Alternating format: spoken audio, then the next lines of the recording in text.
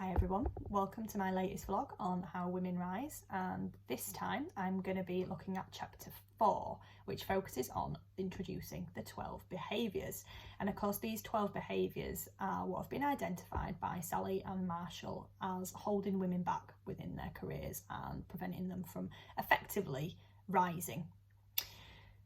And again, as I've been keen to say in my previous vlogs, just want to make the point that actually these don't apply to all women necessarily.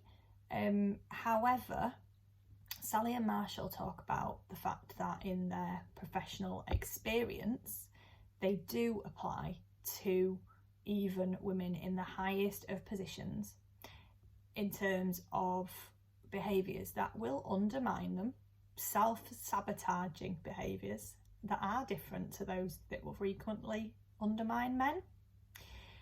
And what I think is the key thing here is remembering the previous information around habits being formed by our responses to our experiences. And actually men frequently have different experiences in the workplace to women. So it figures that men and women would form different habits over that time. So what they specifically say is that some of these habits might not show up in the first few years of a woman's career, but they will show up over time and they'll start to take their toll as the years do go by. So What Got You Here Won't Get You There was Marshall's previous book, and in that he examined 20 habits that he saw getting in the way of successful people, and some of those tended to be less typical in women. So those included winning too much, telling the world how smart you are, claiming credit you don't deserve, failing to give others proper recognition, using anger as a management tool, refusing to express regret, failing to express gratitude, and passing the buck. And actually on reflection, Sally and Marshall see that these don't tend to be problematic for women. There are though some more gender neutral habits. So what they pick out as more gender neutral are passing judgment, which of course is about feeling the need to impose your standards on other people as if their job is to live up to our expectations.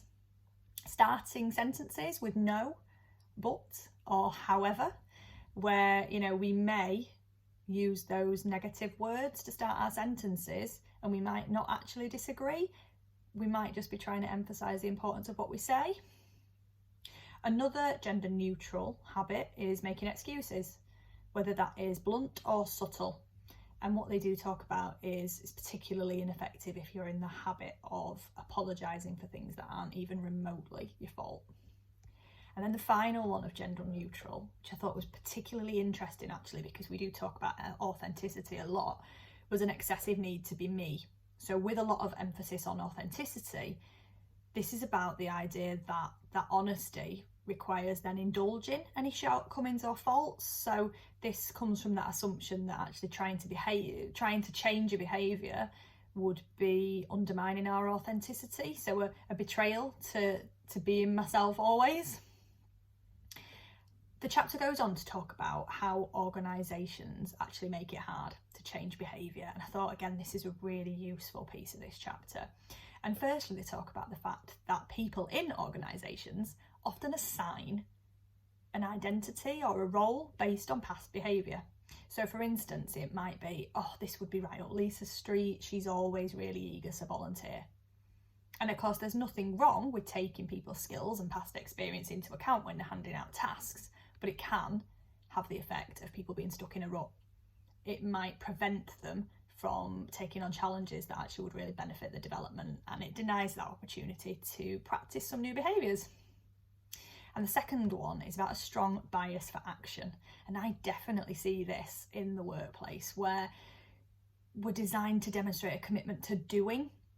So on a team day, you may well be told that focusing on the customer is number one priority, but you'll rarely be discouraged from checking your emails, having that kind of always on culture, making sure that you answer phone calls so that you're present for what the customer's saying. So I thought that was a really great example. And the point that Marshall and Sally make here is actually we need to emphasise what you need to stop doing more than we need to emphasise what you need to do. So in that example, it would be that we need to stop answering emails, answering phone calls when talking to a customer. So the focus of this book actually isn't about new habits and new behaviours. It's about teaching the must stop habits, just like the example that I've just given. So what are the habits that may get in your way and you need to stop doing as you start to rise? And as we talked about in the previous chapter, your brain can rewire to support new habits and thought patterns at any time in your life. But the only catch is you have to be willing to repeat those until your brain catches on with that new pattern and becomes comfortable with it. So that really starts to talk about the why of the 12 habits, why they're important, what they're going to be about, which is about stopping things, and how we can go about that and creating those habits. So next up will be the 12 habits. Thanks for watching, and I will see you again soon.